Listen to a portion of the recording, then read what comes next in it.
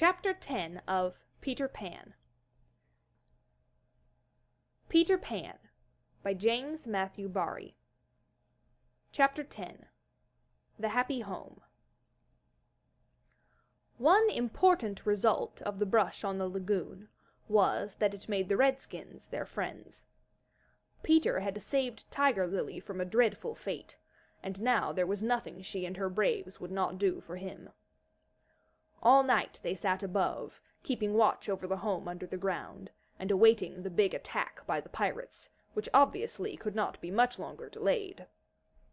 Even by day they hung about, smoking the pipe of peace, and looking almost as if they wanted tidbits to eat. They called Peter the Great White Father, prostrating themselves before him, and he liked this tremendously, so that it was not really good for him. "The Great White Father," he would say to them, in a very lordly manner, as they grovelled at his feet, "is glad to see the Pickaninny warriors protecting his wigwam from the pirates." "Me Tiger Lily," that lovely creature would reply. "Peter Pan save me. Me his very nice friend. Me no let pirates hurt him." She was far too pretty to cringe in this way, but Peter thought it his due, and he would answer condescendingly, "It is good. Peter Pan has spoken." Always when he said, "Peter Pan has spoken," it meant that they must now shut up, and they accepted it humbly in that spirit. But they were by no means so respectful to the other boys, whom they looked upon as just ordinary braves. They said, "How do?" to them, and things like that, and what annoyed the boys was that Peter seemed to think this all right. Secretly, Wendy sympathized with them a little, but she was far too loyal a housewife to listen to any complaints against Father. "Father knows best," she always said, whatever her private opinion must be. Her private opinion was that the Redskins should not call her a squaw. We have now reached the evening that was to be known among them as the Night of Nights, because of its adventures and their upshot. The day, as if quietly gathering its forces, had been almost uneventful, and now the Redskins in their blankets were at their posts above, while below the children were having their evening meal, all except Peter, who had gone out to get the time. The way you got the time on the island was to find the crocodile, and then stay near him till the clock struck. The meal happened to be a make-believe tea, and they sat around the board, guzzling in their greed, and really, what with their chatter and recriminations, the noise, as Wendy said, was positively deafening. To be sure, she did not mind noise, but she simply would not have them grabbing things, and then excusing themselves by saying that Tootles had pushed their elbow. There was a fixed rule that they must never hit back at meals, but should refer the matter of dispute to Wendy, by raising the right arm politely and saying, "I complain of so-and-so." But what usually happened was that they forgot to do this, or did it too much. "Silence!" cried Wendy, when for the 20th time she had told them that they were not all to speak at once. "Is your mug empty slightly, darling?" "Not quite empty, Mummy," Slightly said, after looking into an imaginary mug. "He hasn't even begun to drink his milk," Nibs interposed. This was telling, and Slightly seized his chance. "I complain of Nibs," he cried promptly. John, however, had held up his hand first. "Well, John?" "May I sit in Peter's chair, as he is not here?" "Sit in Father's chair, John." Wendy was scandalized. "Certainly not." "He's not really our father," John answered. "He didn't even know how a father does till I showed him." This was grumbling. "We complain of John," cried the twins. Tootles held up his hand. He was so much the humblest of them, indeed he was the only humble one, that Wendy was specially gentle with him. "I don't suppose," Tootles said diffidently, "that I could be father." "No, Tootles." Once Tootles began, which was not very often, he had a silly way of going on. As I can't be father, He said heavily. I don't suppose, Michael, you would let me be baby. No, I won't. Michael rapped out. He was already in his basket.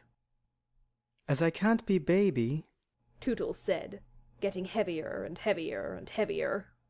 do you think I could be a twin? No, indeed, replied the twins. It's awfully difficult to be a twin. As I can't be anything important, said Tootles. would any of you like to see me do a trick? No, They all replied. Then at last he stopped. I really hadn't any hope. He said. The hateful telling broke out again. Slightly is coughing on the table. The twins began with cheesecakes. Curly is taking both butter and honey. Nibs is speaking with his mouth full. I complain of the twins. I complain of Curly. I complain of Nibs. Oh dear, cried Wendy. I'm sure I sometimes think that spinsters ought to be envied. She told them to clear away, and sat down to her work-basket, a heavy load of stockings, and every knee with a hole in it, as usual. Wendy, remonstrated Michael. I'm too big for a cradle. I must have somebody in a cradle, she said, almost tartly. and you are the littlest. A cradle is such a nice homely thing to have about a house. While she sewed, they played around her. Such a group of happy faces and dancing limbs, lit up by that romantic fire. It had become a very familiar scene, this, in the home under the ground, but we are looking on it for the last time. There was a step above, and Wendy, you may be sure, was the first to recognize it. Children, I hear your father's step. He likes you to meet him at the door. Above, the redskins crouched before Peter. Watch well, braves. I have spoken. And then, as so often before, the gay children dragged him from his tree.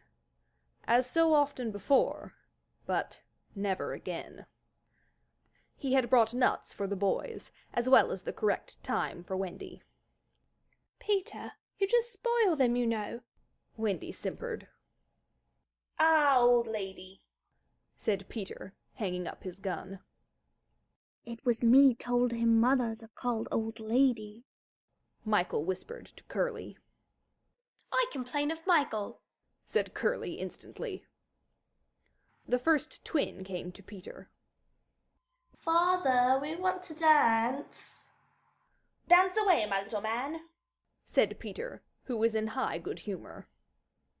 But we want you to dance. Peter was really the best dancer among them, but he pretended to be scandalized. Me, my old bones would rattle. And Mummy too. What? cried Wendy. The mother of such an armful dance? But on a Saturday night, slightly insinuated. It was not really Saturday night, at least it may have been, for they had long lost count of the days. But always, if they wanted to do anything special, they said this was Saturday night, and then they did it. Of course it is Saturday night, Peter, Wendy said, relenting. People of our figure, Wendy. But it is only among our own progeny. True, true. So they were told they could dance, but they must put on their nighties first.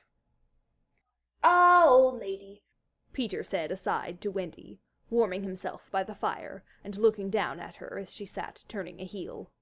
there is nothing more pleasant of an evening for you and me, when the day's toil is over, than to rest by the fire with the little ones near by. It is sweet, Peter, isn't it? Wendy said, frightfully gratified.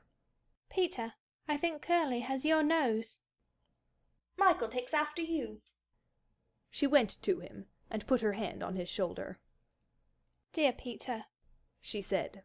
With such a large family, of course, I have now passed my best, but you don't want to change me, do you? No, Wendy. Certainly he did not want a change, but he looked at her uncomfortably, blinking, you know, like one not sure whether he is awake or asleep. Peter, what is it? I was just thinking, he said, a little scared. It is only make-believe, isn't it, that I am their father? Oh, yes, Wendy said primly. You see, he continued apologetically, it would make me seem so old to be their real father. But they are ours, Peter. Yours and mine. But not really, Wendy? he asked anxiously. Not if you don't wish it, she replied, and she distinctly heard his sigh of relief. Peter, she asked, trying to speak firmly. What are your exact feelings to me? Those of a devoted son, Wendy. I thought so, she said, and went and sat by herself at the extreme end of the room. You are so queer, he said, frankly puzzled. And Tiger Lily is just the same. There is something she wants to be to me, but she says it is not my mother. No, indeed it is not, Wendy replied with frightful emphasis. Now we know why she was prejudiced against the Redskins. Then what is it? It isn't for a lady to tell. Oh, very well, Peter said, a little nettled. Perhaps Tinker Bell will tell me. Oh, yes, Tinker Bell will tell you, Wendy retorted scornfully. She's an abandoned little creature. Here Tink, who was in her bedroom, eavesdropping, squeaked out something impudent. She says she glories in being abandoned, Peter interpreted. He had a sudden idea. Perhaps Tink wants to be my mother. You silly ass! cried Tinker Bell in a passion. She had said it so often that Wendy needed no translation. I almost agree with her, Wendy snapped. Fancy Wendy snapping! But she had been much tried, and she little knew what was to happen before the night was out. If she had known, she would not have snapped. None of them knew. Perhaps it was best not to know. Their ignorance gave them one more glad hour, and as it was to be their last hour on the island, let us rejoice that there were 60 glad minutes in it. They sang and danced in their nightgowns. Such a deliciously creepy song it was, in which they pretended to be frightened at their own shadows, little witting that so soon shadows would close in upon them, from whom they would shrink in real fear. So uproariously gay was the dance, and how they buffeted each other, on the bed and out of it. It was a pillow fight rather than a dance, and when it was finished, the pillows insisted on one bout more, like partners who know that they may never meet again. The stories they told, before it was time for Wendy's good-night story. Even Slightly tried to tell a story that night, but the beginning was so fearfully dull that it appalled not only the others but himself, and he said happily, Yes, it is a dull beginning. I say, let us pretend that it is the end. And then, at last, they all got into bed for Wendy's story, the story they loved best, the story Peter hated. Usually, when she began to tell this story, he left the room, or put his hands over his ears, and possibly, if he had done either of those things this time, they might all still be on the island. But tonight he remained on his stool, and we shall see what happened. End of chapter 10.